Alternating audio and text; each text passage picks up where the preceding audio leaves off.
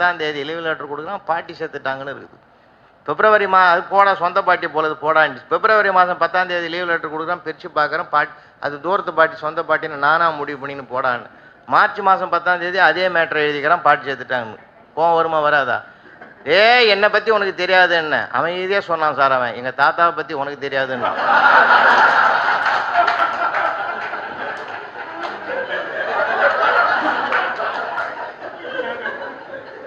நான் உணர்ச்சி வசப்பட்டு அவனை அடிச்சிருந்தா என் நிலைமை என்ன ஆயிருக்கும் யோசனை பண்ணி. பாவம், ஒரு பரிதாபமான பிள்ளைய நான் பாதகம் பண்ணிருக்கேன் ஆகிடுவேன். அப்புறம் தான் அவனை தனியாக கூட்டு விசாரிச்சேன். மூணு ஒரே ஊராடா, தனித்தனி ஊராடான்னு. அதுலேருந்து அவன் என் ஃப்ரெண்ட் ஆகிட்டான். ஐயா, அதனால வாழ்க்கையில் எதுக்குமே உணர்ச்சி வசப்படக்கூடாதுன்ற. நான் உணர்ச்சி வசப்படவே வேண்டாம் சார். அதாவது பதறாத காரியம் சிதறாதுன்னு சொன்னான் பொன்மொழி கிராமத்தில். பதறிய காரியம் சிதறும்னா. உண்மையாக அன்மேரிடே டோக்கன் எடுத்தேன். சங்கர் கபையில் சாப்பிட்றதுக்கு மத்தியானம் டோக்கன் எடுத்து வந்து எங்கள் வாட்ச்மேன் கிட்ட கொடுத்து சாப்பாடு எடுத்துனோடான்னு ஏற்பாடு பண்ணி அனுப்புகிறேன். என் கையை பிடிச்சிக்கினார். அதெல்லாம் வேணாம்பா, அந்த டோக்கன்லாம் கொடு, நான் ஐயாவை கூட்டி போகிறேன், சாரை கூட்டி போகிறேன் வீட்டுக்கு. என்னப்பா இவ்வளோ தொந்தரவு பண்ணுறேன்? இல்லை, எனக்கு கல்யாண நாள், ஒரு ஏழைக்கு சோறு போகிறத பிரார்த்தனை சார். சத்தியமாக நடந்தது சார். எனக்கு ஒரு சந்தோஷம், ஏழைன்னு சொன்னானே பிச்சைக்காரன் சொல்லாத. அதில் ஒரு பெரிய கிரேட் இல்லையா அந்த வார்த்தையில்? இது மோசமான வார்த்தை, அதை விட கொஞ்சம் தாண்டனது ஒரு நல்ல வார்த்தை நினச்சி மனசில். அப்புறம் போய் சாப்பிட்டு வந்தேன்னு அது வேறு விஷயம். ஏன்னா சில அறியாமையினால் வரக்கூடியது சார். அறியாமையினால் வரக்கூடிய நிறைய ஸ்டூடெண்ட்ஸை என்னமா வேடிக்கை காமெடி பண்ணுவோம் தெரியுமா எங்களுக்கு. சார், ஒரு பையன் ரெகுலராக வரமாட்டான் சார். நான் ஹெட் மாஸ்டர் கிட்ட சொன்னேன், பர்சென்ட்டாக இருக்கிறேன் சார். அவர் சொன்னார் 10 நாள் அவன் வரலன்னா பேர் எடுத்துருன்னார். இதை யாரோ போய் சொல்லிட்டுக்கிறான் சார் அவங்ககிட்ட. 9 நாள் வரமாட்டான், 10ஆவது நாள் வந்துடுவான் சார். வருஷம் பூரா அப்படிதான் சார் வந்தான். அவனை எடுக்கவே முடியல என்னால். பேரே எடுக்க முடியல சார். அவனை கடைசி வரைக்கும் போனான். யாரோ போய் இவனுக்கு மேட்டர் விஷயத்தை விலைக்கு சொல்லிட்டான். என்ன பண்ணுவீங்க நீங்கள்? அதாவது அவன் எவ்வளோ எச்சரிக்கையாக இருக்கான் பாருங்க. அதனால் வாழ்க்கையில் நிறைய ரொம்ப நிறைய சார். நான் 4வது நூல்களை கூட அது கூட குறிப்பிட்டிருக்கிறேன். சில இடத்துல அது கற்பனையாக இருக்கிறதா நினைக்கிறீங்க, உண்மையான சம்பவங்கள் நிறையா இருக்குது.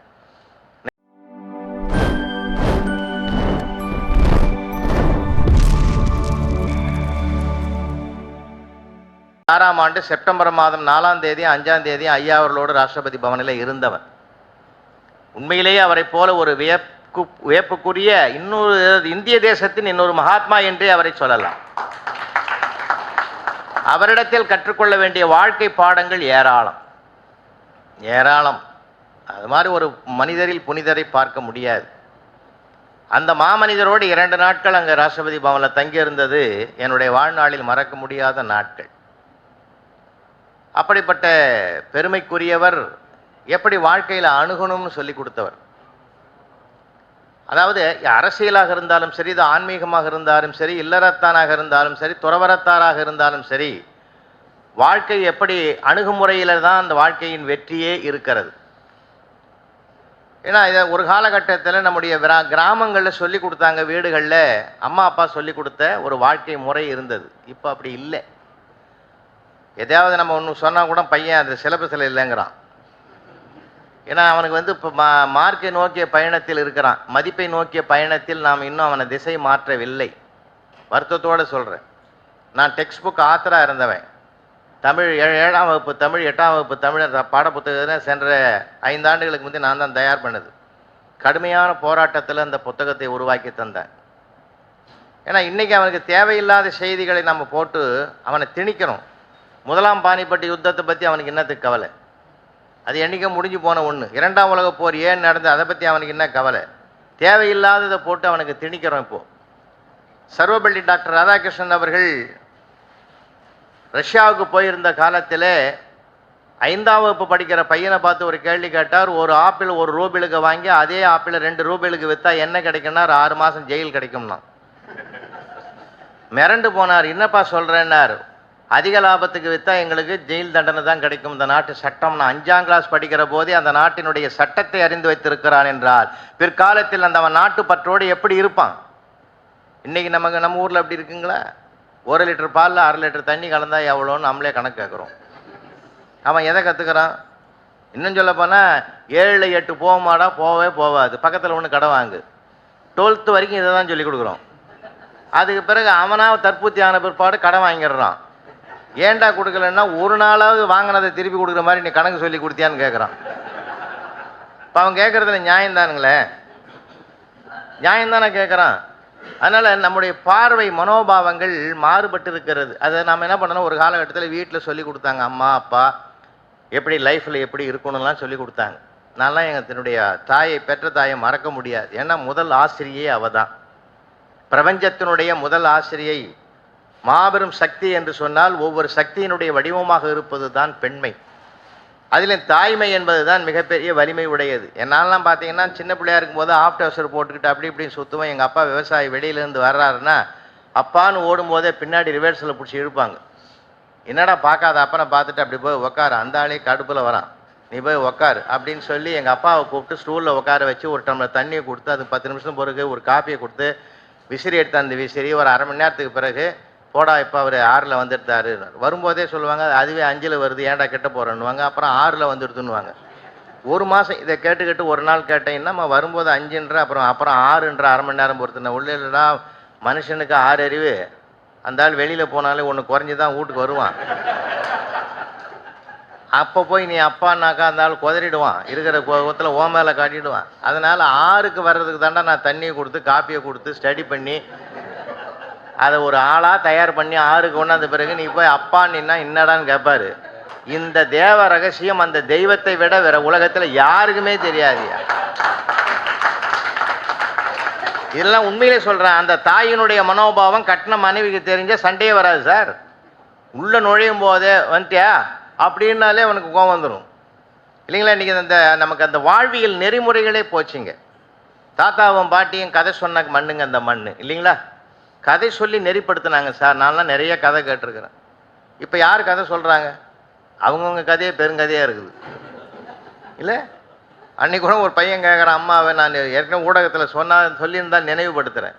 அம்மா கிட்ட கதை கேட்குறான், நான் வாழ்ந்த கதையை சொல்லுவேன், வளர்ந்த கதையை சொல்லுவேன். 2 கதையும் எனக்கு தெரியும், எத்தனை தடவை கேட்குறதுன்னு அவன். இல்லைடா இன்னொரு தடவை கேளு, மனசில் நல்லா பதியும், அதெல்லாம் ஏற்கனவே நிறையா பதிஞ்சு போச்சு, நான் வேணால் உனக்கு திருப்பி சொல்கிறேன், புது கதையை சொல்லுமாண்ணா. இல்லை இல்லை உங்கள் அப்பா லேட்டாக வருவார், நீயும் முடிச்சுன்னு நானும் முடிச்சுன்னு இருப்போம், புது கதையாக விடுவார் அந்த ஆள். ஏன் லேட்டுன்னு கேட்டாலே போதும், கதை ஆரம்பம் ஆகிடும்டா. அந்த மாதிரி இருக்குது இன்றைக்கி லைஃபினுடைய போக்கு. யாரையும் எதையும் கேட்க முடியலைங்க. எல்லா இடங்களிலும் நமக்கு சிக்கல் அதிகமாக இருக்கிறது. அந்த சிக்கலை கூட நம்ம பார்த்து கண்டுக்காமல் போகக்கூடிய ஒரு காலம். அன்றைக்கி ஒரு ஆஃபீஸில் ஒருத்தன் உள்ளே போகிறான், அங்கே லஞ்சம் கொடுப்பதும் இல்லை லஞ்சம் வாங்குவது இல்லைன்னு எழுதி வச்சுருந்தான். உள்ளே போனவன் வைத்தேஸ்வரோட கீழே ஒரு வரி எழுதினான், வதந்திகளை நம்பாதீங்கன்னு எழுதி போட்டான். இல்லை அந்த பாதிப்பு அவனுக்கு தான் தெரியும். இல்லை இவன் பாட்டு இவன் இஷ்டத்துக்கு ஏக வசனத்தை எழுதுனான்னா இல்லைங்களா. உலகம் அப்படி இருக்குதுங்க. நமக்கு இப்போ நம்ம எந்த இதுவும் நம்ம என்ன நம்ம மனசாட்சியோடு கேட்குறோங்க. சம்பாதிக்கிறதுக்கு உரிய கல்வியை கற்றுக் கொடுக்குறோமே தவிர அவன் வாழ்வதற்குரிய கல்வியை நம்ம கற்றுக் கொடுத்துருக்குறோமா? இன்றைய காலகட்டத்தில் இல்லை சார். தயவு செஞ்சு அவன் அம்மாவை நேசிக்கல, அப்பாவை நேசிக்கல, தாத்தாவை நேசிக்கல, அம்மாவை அப்பாவை நேசிக்காத போது அப்புறம் தாத்தா பாட்டி எங்கே நேசிக்க போகிறோம் இல்லைங்களா. யூஸ் அண்ட் த்ரோ காலத்தில் அவன் இருக்கிறான். நம்ம தான் கொஞ்சம் எச்சரிக்கையாக இருக்கணும். இப்போ வாழ்க்கை நெறிமுறைகள் அந்த காலத்தில் நான்லாம் கிராமத்தில் பிறந்து வளர்ந்தோம் சார். எல்லாமே நேச்சுராக இருக்கும், எல்லாமே ரொம்ப இயற்கையாக இருக்கும் சார். ரொம்ப அற்புதமாக இருக்கும் பார்க்குறதுக்கு. ஒரு சினிமா கொட்டாயில் ஒரு படம் வருது, அதை கூட போஸ்டர் ஒட்டி எடுத்து போகிறான் ஒருத்தன், பின்னாடி மேலே தட்டின்னு வரான், கணவனே கண் கண்ட தெய்வம் இன்றோடு கடைசின்னா. என்ன அருமையான அறிக்கை பார்த்தீங்களா. வாழ்க்கையின் தத்துவத்தையே சொல்லிட்டான் சார் அவன். நானே கேட்டேன், நாளைக்குடா நான் அது வேற படம் வருதுன்ட்டான். படத்தின் மூலமாக பாடத்தையே வச்சுட்டான் நமக்கு. என்ன அருமையானது சார். உண்மையிலே சொல்கிறேங்க. பேர் வைக்கிறது கூட சார் ஒரு காலகட்டத்தில் உண்மையில் நடந்தது சொல்கிறேங்க. புரட்சித் தலைவர் எம்ஜிஆர் அவர்கள் ஒரு படத்தை நடிச்சிட்டாரு. என்ன பேருன்னு கேட்டார் தயாரிப்பாளரை. நல்லதுக்கு காலம் இல்லைன்னு சொன்னார். அவருக்கு அன்றைக்கி பூரா தூக்கம் வரல சார். மனசே சரியில்லை, தூக்கமே வரல. காலையில் வந்து தயாரிப்பாளரை கேட்டார். இப்போது ஒருத்தன் படம் ஃபர்ஸ்ட் ஷோ பார்த்துட்டு வர்றான்னு வச்சுங்க, செகண்ட் ஷோ படம் பார்க்க ஒருத்தன் போகிறான். என்ன படம் பார்த்தப்பான்னு கேட்பான். நல்லதுக்கு காலம் இல்லைன்னு சொல்லுவான். சொல்லுவானா சொல்ல மாட்டானா? இந்த சென்டிமெண்ட்டாக இதை ஆராய்ச்சி பண்ணி பாருங்கன்னா இப்போ என்ன செய்யலான்னா நல்லவன் வாழ்வான்னு மாற்றுங்க. என்ன படம் பார்த்த நல்லவன் வாழ்வான்னா அவனுக்கு ஒரு பாசிட்டிவ் எண்ணம் உருவாவதற்குரிய வாய்ப்பு கிடைக்குதுன்னா தலைப்பை மாற்றுங்கன்னார் புரட்சி தலைவர் எம்ஜிஆர். அப்புறம் மாற்றினாங்க. ஏன்னா வார்த்தைகள்லேயே ஒரு வாழ்க்கையின் சரித்திரம் இருக்கிறதுன்னு ஒரு காலகட்டத்தில் அதற்காக தேடி அலைஞ்சு பெரியவங்க நமக்கு நெறிப்படுத்தினாங்க. இப்போ நமக்கு சொல்லிக் கொடுக்கறதுக்கு யார் இருக்காங்க? யாருமே இல்லை சார். நெறிப்படுத்துறதுக்கு யாருமே இல்லை. அதனால தான் பல சிக்கல்கள் வருவதற்கு கூட அது ஒரு பெரிய காரணமாக இருக்குது. எல்லா இடங்களிலுமே எல்லா இடத்துலையுமே அப்படி இருக்கு சார். இலக்கிய செல்வர் குமரி ஆனந்தன் நானெல்லாம் ஒரு கூட்டத்தில் கலந்துக்கிட்டோம் சார். பசுமையான நினைவுகள் அது. பேசுறது எப்படின்றதுக்காக அது தெரிஞ்சாலே போதுங்க. மனிதனுக்கு தானே பேசுறதுக்கு கலையை கொடுத்துருக்காங்க கடவுள். ₹1,00,000 போட்டு நாய் வாங்கினா கூட பேசுமா? அது பேசுறதுக்கு வாய்ப்பே இல்லை. அதுக்காக எவ்வளோ பேர் கொஞ்சம் அன்னைக்கு போனால் அண்ணா நகரில் ஒரு நண்பரை பார்க்கலான்னு போனேன். ஒரு நல்ல மனிதர் மடியில் நாயை உட்கார வச்சுன்னு என் ஜிம்மி என் பட்டு என் செல்லம் ஆத்தரன்றார். ஏதோ ஒரு உடம்பு செல்ல பொழுது டானிக்கு ஊற்றுறதுக்கு. அது வாயே திறக்கலை. அந்த ஆள் டென்ஷன் ஆகி தூக்கி போட்டு உடச்சிட்டான். அப்போ அது இறங்கி போய் எப்படி சாப்பிடணுமோ அப்படி சாப்பிட்டு போட்டுது. ஏன்னா நான் என்ன கேட்குறேன், நீ இயற்கையான ஒரு குணத்தை மாற்ற முடியுமா? அது என்ன சொன்னால் கேட்குமா? அது இப்படி தான் செய்யணும்னா அதுக்கு என்ன இயல்பா அது அதுபடி போகணும். முதல்ல அது திறந்து ஊற்றிருந்தான்னா அது பாட்டு நான் சாப்பிட்டு போயிருக்கு. அதுக்கு ஒரு போராட்டத்தை வச்சு இல்லை தலைகீழ் விகிதங்கள் இயற்கையானது மனிதனுக்கு கொடுத்துருக்கிற கொடை சார். தயவுசெய்து சொல்கிறேன், உண்மையிலே சொல்கிறேன்.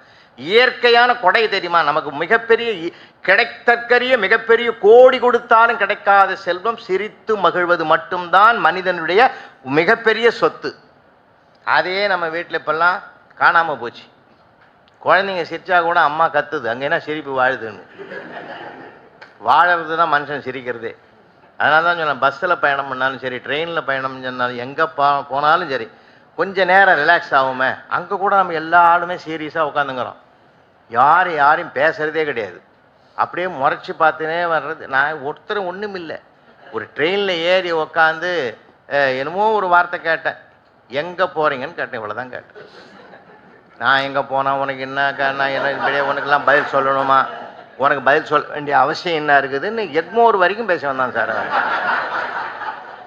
நான் கேட்டது ஒரு சின்ன கேள்வி தான், எங்கப்பா போகிறேன்னு கேட்டேன். இது தப்பா இல்லை? ஒரு வேடிக்கையான உலகமாக இருக்குது சார். அதுக்காக தான் சொல்கிறேன். நான்லாம் 36 ஆண்டுகள் ஆசிரியர் சொன்னேன் இல்லையா?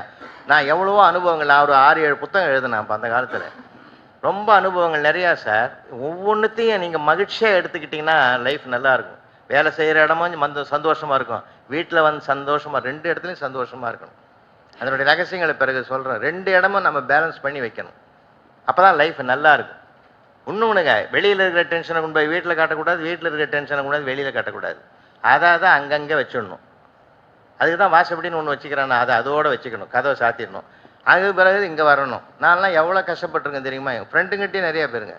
ஒரு ஆள் மேரேஜ் டே சார், அன்றைக்கி கல்யாண நாளுக்கு என்னை கூப்பிட்றான், கெஞ்சுறான், இன்றைக்கி வந்து சாப்பிட்டே தீரணும்னு. அப்போ எங்கள் வீட்டில் எல்லாம் நான் அன்மேரிட்னார். உண்மையாக அன்மேரிடே டோக்கன் எடுத்தேன். சங்கர் கபையில் சாப்பிட்றதுக்கு மத்தியானம் டோக்கன் எடுத்து வந்து எங்கள் வாட்ச்மேன் கிட்ட கொடுத்து சாப்பாடு எடுத்துனோடான்னு ஏற்பாடு பண்ணி அனுப்புகிறேன். என் கையை பிடிச்சிக்கினார். அதெல்லாம் வேணாம்பா, அந்த டோக்கன்லாம் கொடு, நான் ஐயாவை கூட்டி போகிறேன், சாரை கூட்டி போகிறேன் வீட்டுக்கு. என்னப்பா இவ்வளோ தொந்தரவு பண்ணுறேன்? இல்லை, எனக்கு கல்யாண நாள், ஒரு ஏழைக்கு சோறு போகிறத பிரார்த்தனை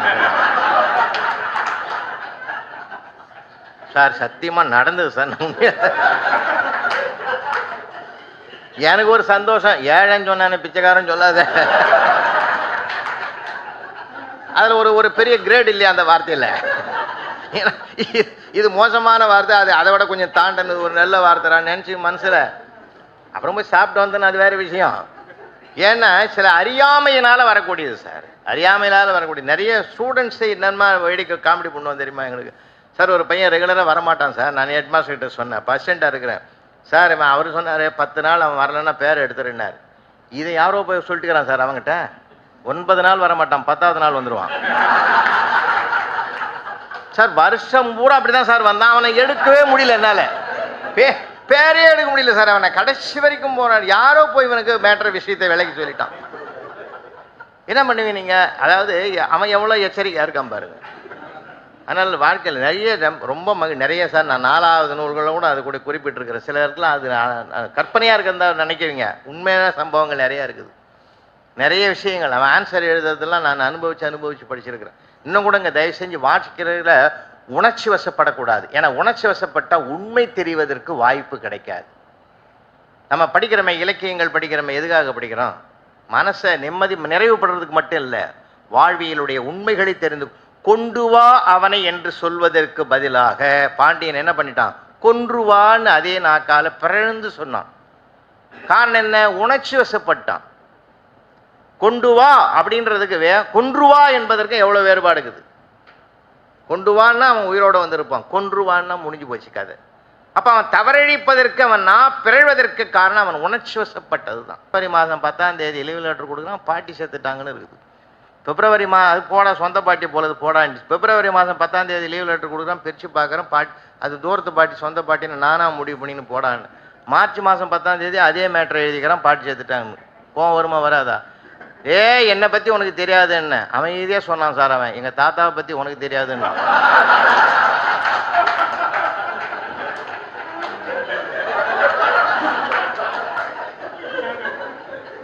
நான் உணர்ச்சி வசப்பட்டு அவனை அடிச்சிருந்தா என் நிலைமை என்ன ஆயிருக்கும் யோசனை பண்ணி. பாவம், ஒரு பரிதாபமான பிள்ளைய நான் பாதகம் பண்ணிருக்கிறேன் ஆகிடுவேன். அப்புறம் தான் அவனை தனியாக கூட்டு விசாரிச்சேன். மூணு ஒரே ஊராடா, தனித்தனி ஊராடான்னு. அதுலேருந்து அவன் என் ஃப்ரெண்ட் ஆகிட்டான். ஐயா, அதனால வாழ்க்கையில் எதுக்குமே உணர்ச்சி வசப்படக்கூடாதுன்ற. நான் உணர்ச்சி வசப்படவே வேண்டாம் சார். அதாவது பதறாத காரியம் சிதறாதுன்னு சொன்னான் பொன்மொழி கிராமத்தில். பதறிய காரியம் சிதறும்னா. தமராகி தற்றுறந்தார் சுற்றம் அமராமை காரணமின்றி வரும் முயூவ விளக்க உரை. முன் சுற்றத்தாராக இருந்து பின் ஒரு காரணத்தால் பிரிந்தவரின் உறவு, அவ்வாறு அவர் பொருந்தாமலிருந்த காரணம் நீங்கிய பின் தானே வந்து சேரும். சாலமன் பாப்பையா விளக்க உரை. முன்பு தன் அரசியல் இயக்கத்தில் இருந்து ஆட்சியாளனிடம் உள்ள ஒழுக்கமின்மை காரணமாக பிரிந்து போனவர்கள் ஆட்சியாளனிடம் அந்த குற்றம் இல்லாது போனதைக் கண்டு அவர்களாகவே திரும்ப வருவர். கலைஞர் விளக்க உரை. உறவினராக இருந்து ஏதோ ஒரு காரணம் கூறி பிரிந்து சென்றவர்கள் தமராகி தற்றுறந்தார் சுற்றம் அமராமை காரணமின்றி வரும் முயூவ விளக்க உரை. முன் சுற்றத்தாராக இருந்து பின் ஒரு காரணத்தால் பிரிந்தவரின் உறவு, அவ்வாறு அவர் பொருந்தாமலிருந்த காரணம் நீங்கிய பின் தானே வந்து சேரும். சாலமன் பாப்பையா விளக்க உரை. முன்பு தன் அரசியல் இயக்கத்தில் இருந்து ஆட்சியாளனிடம் உள்ள ஒழுக்கமின்மை காரணமாக பிரிந்து போனவர்கள் ஆட்சியாளனிடம் அந்த குற்றம் இல்லாது போனதைக் கண்டு அவர்களாகவே திரும்ப வருவர். கலைஞர் விளக்க உரை. உறவினராக இருந்து ஏதோ ஒரு காரணம் கூறி பிரிந்து சென்றவர்கள் தமராகி தற்றுறந்தார் சுற்றம் அமராமை காரணமின்றி வரும் முயூவ விளக்க உரை. முன் சுற்றத்தாராக இருந்து பின் ஒரு காரணத்தால் பிரிந்தவரின் உறவு, அவ்வாறு அவர் பொருந்தாமலிருந்த காரணம் நீங்கிய பின் தானே வந்து சேரும். சாலமன் பாப்பையா விளக்க உரை. முன்பு தன் அரசியல் இயக்கத்தில் இருந்து ஆட்சியாளனிடம் உள்ள ஒழுக்கமின்மை காரணமாக பிரிந்து போனவர்கள் ஆட்சியாளனிடம் அந்த குற்றம் இல்லாது போனதைக் கண்டு அவர்களாகவே திரும்ப வருவர். கலைஞர் விளக்க உரை. உறவினராக இருந்து ஏதோ ஒரு காரணம் கூறி பிரிந்து சென்றவர்கள் தமராகி தற்றுறந்தார் சுற்றம் அமராமை காரணமின்றி வரும் முயூவ விளக்க உரை. முன் சுற்றத்தாராக இருந்து பின் ஒரு காரணத்தால் பிரிந்தவரின் உறவு, அவ்வாறு அவர் பொருந்தாமலிருந்த காரணம் நீங்கிய பின் தானே வந்து சேரும். சாலமன் பாப்பையா விளக்க உரை. முன்பு தன் அரசியல் இயக்கத்தில் இருந்து ஆட்சியாளனிடம் உள்ள ஒழுக்கமின்மை காரணமாக பிரிந்து போனவர்கள் ஆட்சியாளனிடம் அந்த குற்றம் இல்லாது போனதைக் கண்டு அவர்களாகவே திரும்ப வருவர். கலைஞர் விளக்க உரை. உறவினராக இருந்து ஏதோ ஒரு காரணம் கூறி பிரிந்து சென்றவர்கள் தமராகி தற்றுறந்தார் சுற்றம் அமராமை காரணமின்றி வரும் முயூவ விளக்க உரை. முன் சுற்றத்தாராக இருந்து பின் ஒரு காரணத்தால் பிரிந்தவரின் உறவு, அவ்வாறு அவர் பொருந்தாமலிருந்த காரணம் நீங்கிய பின் தானே வந்து சேரும். சாலமன் பாப்பையா விளக்க உரை. முன்பு தன் அரசியல் இயக்கத்தில் இருந்து ஆட்சியாளனிடம் உள்ள ஒழுக்கமின்மை காரணமாக பிரிந்து போனவர்கள் ஆட்சியாளனிடம் அந்த குற்றம் இல்லாது போனதைக் கண்டு அவர்களாகவே திரும்ப வருவர். கலைஞர் விளக்க உரை. உறவினராக இருந்து ஏதோ ஒரு காரணம் கூறி பிரிந்து சென்றவர்கள் தமராகி தற்றுறந்தார் சுற்றம் அமராமை காரணமின்றி வரும் முயூவ விளக்க உரை. முன் சுற்றத்தாராக இருந்து பின் ஒரு காரணத்தால் பிரிந்தவரின் உறவு, அவ்வாறு அவர் பொருந்தாமலிருந்த காரணம் நீங்கிய பின் தானே வந்து சேரும். சாலமன் பாப்பையா விளக்க உரை. முன்பு தன் அரசியல் இயக்கத்தில் இருந்து ஆட்சியாளனிடம் உள்ள ஒழுக்கமின்மை காரணமாக பிரிந்து போனவர்கள் ஆட்சியாளனிடம் அந்த குற்றம் இல்லாது போனதைக் கண்டு அவர்களாகவே திரும்ப வருவர். கலைஞர் விளக்க உரை. உறவினராக இருந்து ஏதோ ஒரு காரணம் கூறி பிரிந்து சென்றவர்கள் அன் தமராகி தற்றுறந்தார் சுற்றம் அமராமை காரணமின்றி வரும் முயூவ விளக்க உரை. முன் சுற்றத்தாராக இருந்து பின் ஒரு காரணத்தால் பிரிந்தவரின் உறவு அவ்வாறு அவர் பொருந்தாமலிருந்த காரணம் நீங்கிய பின் தானே வந்து சேரும். சாலமன் பாப்பையா விளக்க உரை. முன்பு தன் அரசியல் இயக்கத்தில் இருந்து ஆட்சியாளனிடம் உள்ள ஒழுக்கமின்மை காரணமாக பிரிந்து போனவர்கள் ஆட்சியாளனிடம் அந்த குற்றம் இல்லாது போனதைக் கண்டு அவர்களாகவே திரும்ப வருவர். கலைஞர் விளக்க உரை. உறவினராக இருந்து ஏதோ ஒரு காரணம் கூறி பிரிந்து சென்றவர்கள் அன் தமராகி தற்றுறந்தார் சுற்றம் அமராமை காரணமின்றி வரும் முயூவ விளக்க உரை. முன் சுற்றத்தாராக இருந்து பின் ஒரு காரணத்தால் பிரிந்தவரின் உறவு அவ்வாறு அவர் பொருந்தாமலிருந்த காரணம் நீங்கிய பின் தானே வந்து சேரும். சாலமன் பாப்பையா விளக்க உரை. முன்பு தன் அரசியல் இயக்கத்தில் இருந்து ஆட்சியாளனிடம் உள்ள ஒழுக்கமின்மை காரணமாக பிரிந்து போனவர்கள் ஆட்சியாளனிடம் அந்த குற்றம் இல்லாது போனதைக் கண்டு அவர்களாகவே திரும்ப வருவர். கலைஞர் விளக்க உரை. உறவினராக இருந்து ஏதோ ஒரு காரணம் கூறி பிரிந்து சென்றவர்கள் அன் தமராகி தற்றுறந்தார் சுற்றம் அமராமை காரணமின்றி வரும் முயூவ விளக்க உரை. முன் சுற்றத்தாராக இருந்து பின் ஒரு காரணத்தால் பிரிந்தவரின் உறவு அவ்வாறு அவர் பொருந்தாமலிருந்த காரணம் நீங்கிய பின் தானே வந்து சேரும். சாலமன் பாப்பையா விளக்க உரை. முன்பு தன் அரசியல் இயக்கத்தில் இருந்து ஆட்சியாளனிடம் உள்ள ஒழுக்கமின்மை காரணமாக பிரிந்து போனவர்கள் ஆட்சியாளனிடம் அந்த குற்றம் இல்லாது போனதைக் கண்டு அவர்களாகவே திரும்ப வருவர். கலைஞர் விளக்க உரை. உறவினராக இருந்து ஏதோ ஒரு காரணம் கூறி பிரிந்து சென்றவர்கள் அன் தமராகி தற்றுறந்தார் சுற்றம் அமராமை காரணமின்றி வரும் முயூவ விளக்க உரை. முன் சுற்றத்தாராக இருந்து பின் ஒரு காரணத்தால் பிரிந்தவரின் உறவு அவ்வாறு அவர் பொருந்தாமலிருந்த காரணம் நீங்கிய பின் தானே வந்து சேரும். சாலமன் பாப்பையா விளக்க உரை. முன்பு தன் அரசியல் இயக்கத்தில் இருந்து ஆட்சியாளனிடம் உள்ள ஒழுக்கமின்மை காரணமாக பிரிந்து போனவர்கள் ஆட்சியாளனிடம் அந்த குற்றம் இல்லாது போனதைக் கண்டு அவர்களாகவே திரும்ப வருவர். கலைஞர் விளக்க உரை. உறவினராக இருந்து ஏதோ ஒரு காரணம் கூறி பிரிந்து சென்றவர்கள் அன்